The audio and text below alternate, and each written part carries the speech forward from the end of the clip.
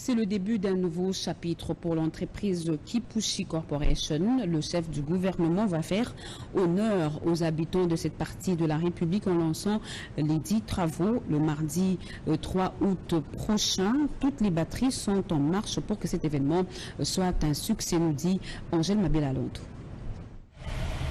Nous sommes à 30 km de Lubumbashi. Notre caméra emprunte la direction de Kipushi Corporation où les employés peaufinent un nouveau véhicule minier souterrain en vue de la reprise des opérations à la mine historique de zinc et de cuivre à haute teneur. Avec ce projet Kipushi, Ivano Mining a acquis sa participation de 68% de le projet Kipushi et le sol de 32% est détenu par la société minière publique de la RDC, la GECAMINE.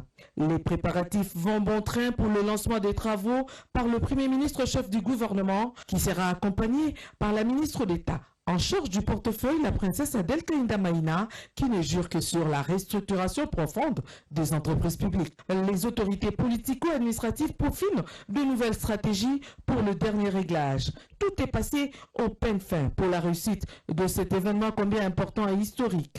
Kipushi Corporation va donner du souffle aux populations avoisinantes. Depuis 2011 jusqu'à ce jour, toute la communauté de Kipushi a les yeux fixés sur cette mine, en termes d'opportunités d'emploi, en termes d'opportunités d'affaires. Ça a été une longue attente.